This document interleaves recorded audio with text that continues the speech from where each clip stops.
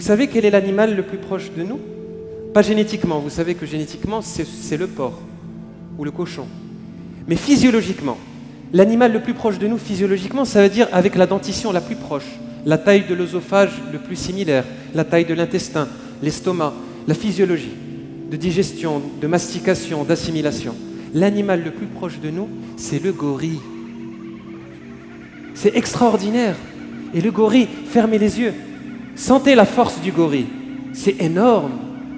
Il y a une force sauvage de la nature énorme, une expression de la vie qui est extraordinaire. Eh bien, c'est notre frère le plus proche, en termes de physiologie. Et qu'est-ce qu'il mange, le gorille? Qui sait qu'est-ce qu'il mange, le gorille? Levez la main. Oui, donc banane, c'est quoi? C'est les fruits. D'accord? Et quoi d'autre? Non, il ne mange pas de cacahuètes. Les feuilles, les pousses.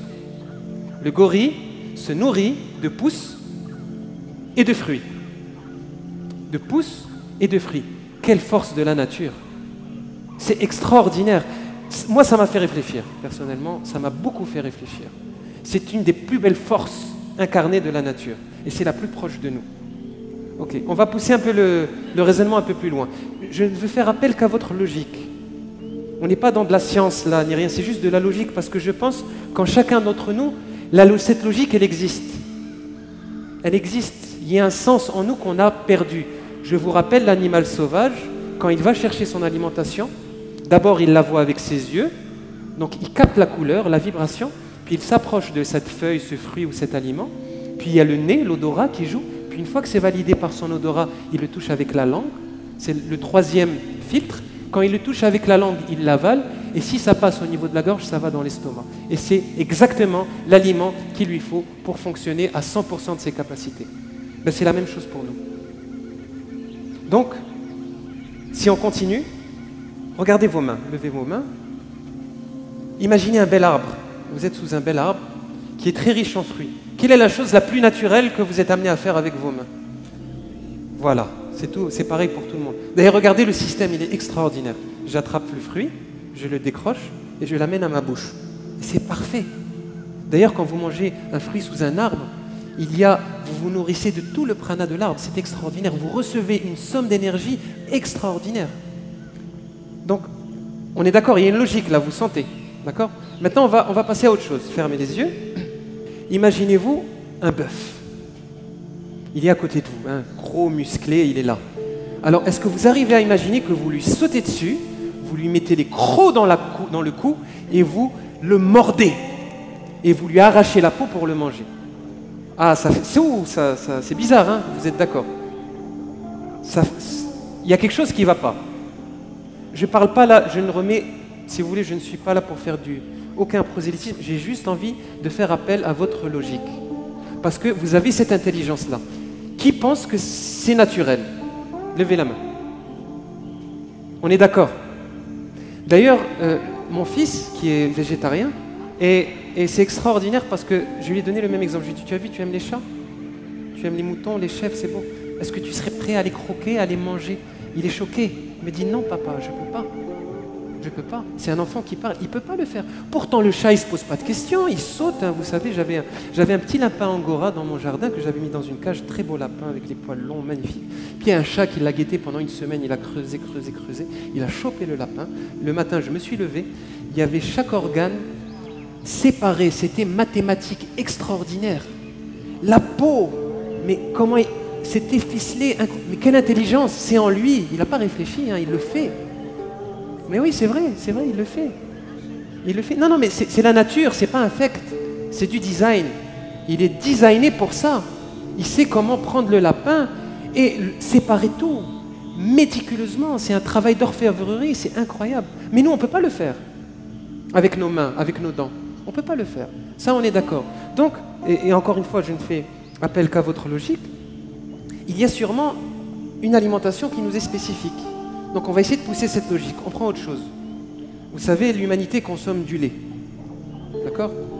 Non, tout est naturel sur Terre. Ce n'est pas une question naturelle, c'est une question de correspondance. D'accord? Alors, dites-moi, dans la nature, est-ce que vous connaissez un seul animal qui boit du lait après sevrage? Un seul. Oui? Oui, mais il le boit quand il est bébé. jusqu'à 3 mois, 4 mois. Quand il a ce qu'il a besoin, la nature fait qu'il boit ce lait, qu'il arrive à enclencher sa croissance, et puis il grandit, il devient un bel animal. Mais si vous donnez du lait à un animal, à âge adulte, c'est presque mortel pour lui. Ça, c'est de la logique, j'invente rien, c'est la nature. Je n'ai lu aucun livre, je n'ai fait qu'observer la nature. Je me suis arrêté et j'ai essayé d'observer la nature et son fonctionnement. C'est pas de la science, et je m'en fous de la science, honnêtement. Je ressens que cette intelligence, je veux la puiser en moi, parce qu'elle est là, il y a une logique. Ben, ce lait, et en plus, si je bois du lait de bœuf ou du lait de vache, je veux dire, excusez-moi, je suis pas un bœuf, hein. Je suis un être humain. Alors peut-être que si je devais boire du lait, ça serait peut-être le lait d'une maman, hein, ce qui me correspondrait le plus. Je suis juste là pour qu'on démarre une logique, une analyse du vivant, et en commençant par le corps. Parce que mon sujet, c'est le corps, temple de l'amour. Hein. C'est par ça que j'ai commencé. On a dérivé, hein, mais pas du tout en fait. On est vraiment en train de faire une introspection pour comprendre. Parce que si j'aime mon corps, je dois le respecter. Et pour le respecter, je dois le nourrir convenablement. Répondre à ses besoins. Est-ce qu'on écoute vraiment notre corps? Non. On a perdu cette sensation-là. On a perdu cette science, cette intelligence. On l'a perdue. Ben, l'angle que j'essaie d'aborder ici, de cette spiritualité, c'est cette écoute du corps, cette intelligence. Elle est là. Donc, c'est toute une démarche. Peut-être c'est la démarche d'une vie, de plusieurs vies. Mais en tout cas, trouver l'alimentation physiologique à l'être humain, je pense que c'est une priorité. Comme les fruits, je pense que les fruits, et ça, je voulais prouver juste avec la bonne logique, est adapté au bon fonctionnement de notre espèce. Et on va pouvoir trouver des aliments. Les pousses, les feuilles, certaines salades, et puis les graines. Et puis petit à petit, l'homme, comme tu as dit, s'est sédentarisé, a créé de l'aliment, mais il y a une alimentation physiologique, une quantité aussi. Et c'est une recherche pour moi qui est très très très importante, que je voulais partager avec vous ici, parce qu'on a parlé de beaucoup de choses, mais on n'a pas parlé de ça. Et il me semblait important de terminer avec ce sujet qui peut sembler très terrestre, hein, et qui l'est en fait, c'est ce qu'il y a de plus terrestre quelque part, mais qui a vraiment une importance fondamentale. Alors pour terminer juste sur cette partie-là aussi, donc ma conclusion, et je ne vais pas rentrer dans le détail, ni de vitamine B12, ni quoi que ce soit. Tout ce que je peux vous dire, c'est que je suis végétalien depuis 7 ans et que j'ai aucun problème. Je ne suis plus jamais tombé malade. C'est la seule expérience que je peux vous livrer. Tous les restes, je ne peux partager que ma propre expérience. Ben, on peut se nourrir exclusivement d'aliments d'origine végétale à 100% en ne développant aucune maladie. Bien au contraire. Bien au contraire. Et je me sens... Je ne veux pas rentrer dans cette discussion. Je ne suis pas là pour faire... je ne suis pas docteur. Mais c'est à vous de le trouver en fait. C'est pas à moi de vous dire. C'est ça qui est important. Oui, bah, mon expérience, c'est que j'ai adopté une alimentation 100% végétalienne. Et il n'y a aucune carence, aucun cholestérol, et ça marche. C'est tout ce que je peux vous dire. Et donc, quand j'ai parlé aussi de l'assiette, parce que aussi, on est tous acteurs du monde dans lequel nous vivons. On est d'accord avec ça. On accuse le système, on accuse les multinationales, on accuse X et Y. Mais nous cautionnons par nos gestes de consommation et par l'alimentation le monde dans lequel nous vivons. Vous savez que si on arrêtait de manger de la viande, il y aurait 15 fois plus, entre 12 et 15 fois plus d'alimentation végétale pour toute l'espèce humaine. On arrêterait la déforestation, on arrêterait beaucoup de choses. Donc quelque part, votre choix de consommation, ce que vous mettez dans votre bouche, va conditionner le monde dans lequel vous voulez vivre. Ça peut paraître insignifiant, mais c'est essentiel. Et ça rejoint l'alignement dont mon père parlait, d'autres. C'est un alignement avec la matière, une spiritualisation de la matière. Ça commence par votre acte de consommation. C'est très important. C'est essentiel. Donc je vais continuer sur mon fil. Donc le corps, c'est le temple de l'amour. C'est le temple de notre expérience. Donc premièrement, oui. Comment il fonctionne? Comment faut-il le nourrir pour qu'il puisse s'exprimer dans toute sa potentialité?